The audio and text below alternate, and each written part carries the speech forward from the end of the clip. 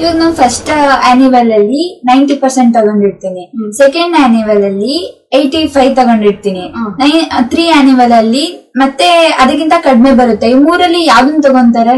ನಿನ್ಗೆ ಆ 3 attempt exam ಅಲ್ಲಿ ಯಾವ್ದು ಹೈಯೆಸ್ಟ್ ಬಂದಿರುತ್ತೋ ಅದನ್ನ ತಗೋತಾರೆ. ಇವಾಗ 3 ಅಟೆಂಪ್ಟ್ ಬರಿಬೇಕು ಅಂತ ಹೇಳಿದಾರಲ್ವಾ, ಅದ್ರಲ್ಲಿ ಮೊದಲನೇ ಅಟೆಂಪ್ಟ್ ಅಲ್ಲಿ ನಾವು ಫ್ರೆಶರ್ಸ್ ಮತ್ತೆ ಪ್ರೈವೇಟ್ ಕ್ಯಾಂಡಿಡೇಟ್ಸ್ ಮರ್ಜ್ ಆಗ್ಬೇಕು. ಮತ್ತೆ ಇದಕ್ಕೆ ಎಷ್ಟು % ಅಟೆಂಡೆನ್ಸ್ ಇರ್ಬೇಕು? ಇದಕ್ಕೆ 75% ಅಟೆಂಡೆನ್ಸ್ ಎಲ್ರಿಗೂ ಕಂಪಲ್ಸರಿ. ಇವಾಗ ಆನ್ಯುವಲ್ 3 ಮಾಡಿದಾರಲ್ಲ, ಇದರಲ್ಲಿ ಕ್ವಶನ್ ಪೇಪರ್ ಪ್ಯಾಟರ್ನ್ ಚೇಂಜ್ ಆಗುತ್ತಾ? ಅಂದ್ರೆ ಇವಾಗ ಆನ್ಯುವಲ್ 1 ಗೆ ಫುಲ್ ಡಿಫಿಕಲ್ಟ್ ಇರೋದು, ಆನ್ಯುವಲ್ 2 ಗೆ ಮೀಡಿಯಂ ಸ್ಟೇಜ್ ಅಲ್ಲಿ ಇರೋದು, ಮತ್ತೆ ಆನ್ಯುವಲ್ 3 ಗೆ ಫುಲ್ ಈಸಿ ಇರೋದು, ಈ ತರ ಏನಾದ್ರು ಚೇಂಜಸ್ ಇದೆಯಾ? ಇಲ್ಲ ಆತರ ಎಲ್ಲ ಏನು ಇಲ್ಲ.